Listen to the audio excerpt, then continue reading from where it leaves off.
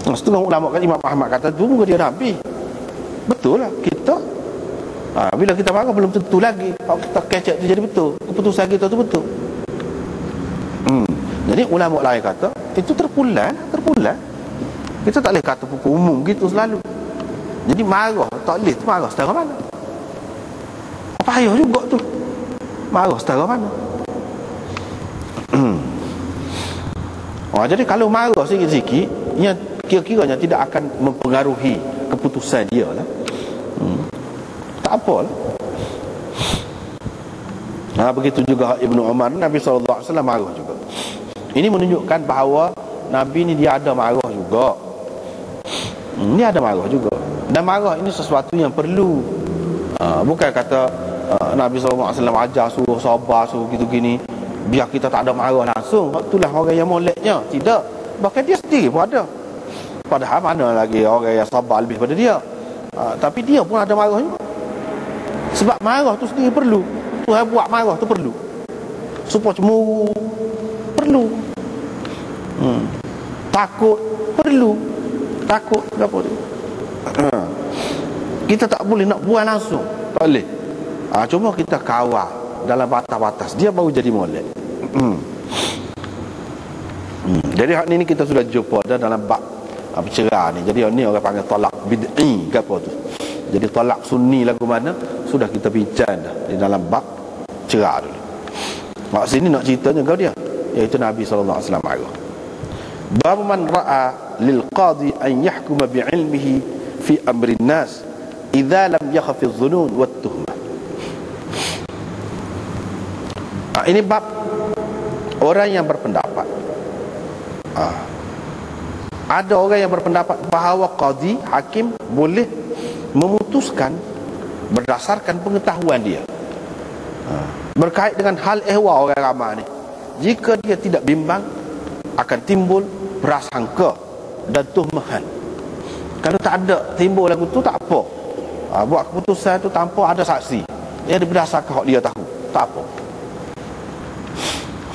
Ini sebab Nabi SAW berkata kepada Hindun, iaitu isteri kepada Abu Sufyan, mak kepada Sayyidina Muawiyah, dia kata, ambillah kadar yang mencukupi untuk engkau dan anak engkau dengan cara yang baik daripada harta Abu Sufyan itu.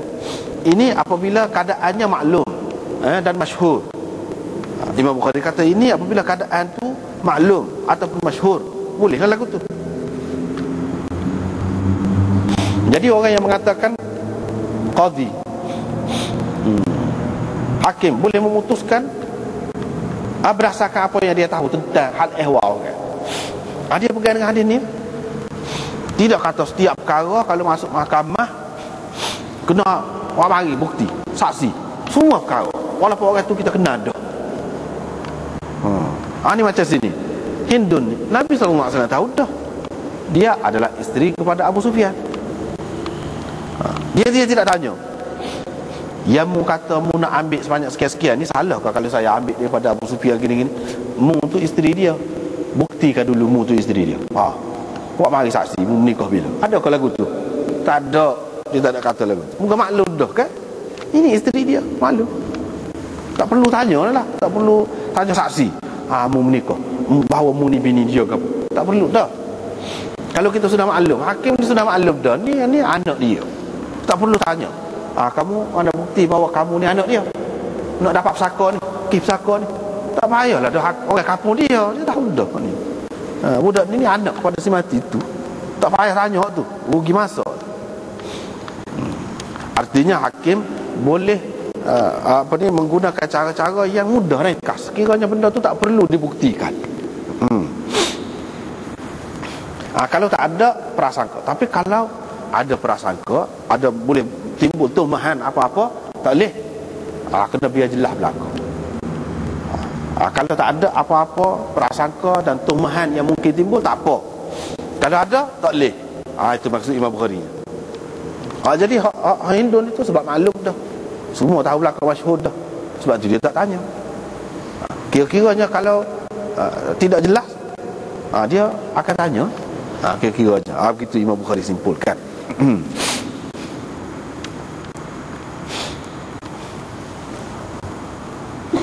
Kalau takut dituhmah apa-apa, kena jelas lah. Misalnya dijelaskan bahawa saksi ni siapa dia, apa kena mengena, tak ada kena mengena dengan orang ni, yang dia bela ni orang lain suku sakat. Perlu dijelaskan. Kalau tidak, boleh jadi dia kata ambil anak beranak dia kau gana-gana kau. Pihak satu lagi tu akan tuhmah begitu, akan timbul prasangka. Jadi hakim kena berjelas dulu, lagu mana biar semua terang berlaku.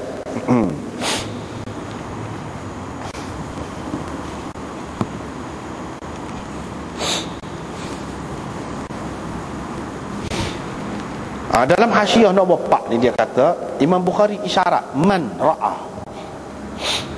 Siapa tu man tu? Ini bab orang yang berpendapat hakim boleh memutuskan mengikut apa yang dia tahu tentang hal ehwal orang. Jadi siapa man tu siapa? Kalau dalam kitab kita ni, dalam dia tulis minal fuqaha, di antara ahli fiqh. Sini luar dia sebut Imam Bukhari isyarat dengan kata dia ni kepada Imam Abu Hanifah. Kerana mazhab dia, iaitu qadhi boleh memutuskan mengikut pengetahuan dia berhubung dengan hak-hak orang. Dan dia kaitkan, Imam Bukhari kaitkan, idza lam, kalau dia tidak bimbang, kalau tu apa, itu kait. Dia kaitkan begitu, iaitu hakim tak boleh buat keputusan berdasarkan apa yang dia tahu berhubung dengan hukukillah, yang ni dalam kes hudud ke, kes apa ke, itu tak boleh. Tak boleh. Dalam kes harta benda boleh lah, dalam kes harta benda, dan itu pun yang tidak besar sangat boleh. Tapi kalau dalam kes hudud ke apa, tak boleh. Jadi syarat untuk boleh tak ni hakim buat keputusan lagu tu apabila ada dua syarat, harus, iaitu tidak ada tuhmah, tidak ada zunun, tuhmah dan zunun. Yang kedua, wujudus syuhrah, yang masyhur, maklum berlaku. Orang hak balah tu, kita nak putuskan kes dia maklum dah, beberapa perkara tu dia maklum dah. Tak payahlah tu tak payah dia buktikan hak tu.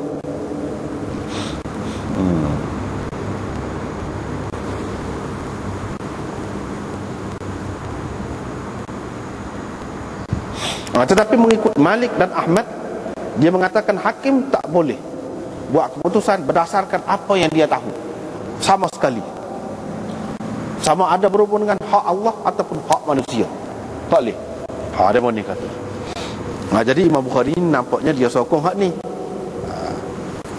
dia sokong hak ni. Kata boleh ni Imam Abu Hanifah, Imam Syafi'i kata boleh ni, tapi dengan syarat lah, dengan syarat. Imam Malik dan Imam Ahmad kata tak boleh. Dia mesti kena perjelas.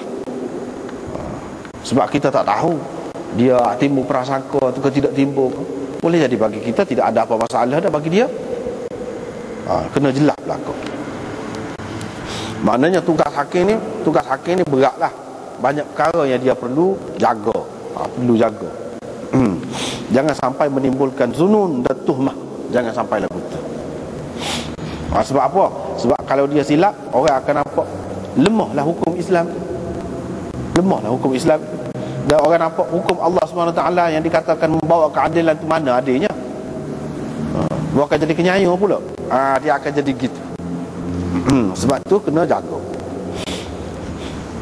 Hak tadi Imam Bukhari buat mari kama qala Nabi SAW secara ta'liq, mu'allaqan ataupun ta'liqan. Lepas tu dia mari sana. Berapa kali dah dia mari hadis ni? Banyak kali dah. Maknanya hadis yang sama boleh dijadikan dalil, digunakan untuk istinbat hukum-hukum tertentu yang telah lepas dah dulu. Di sini cerita lain pun. Dia nak buat dalil atas hak ni, atas hak ni. Hadis tu juga, iaitu cerita Hindun bint Utbah bin Rabi'ah, iaitu mak kepada Sayyidina Muawiyah, isteri kepada Abu Sufyan. Dia kata apa? Wahai Rasulullah, hadis ini juga menunjukkan bahawa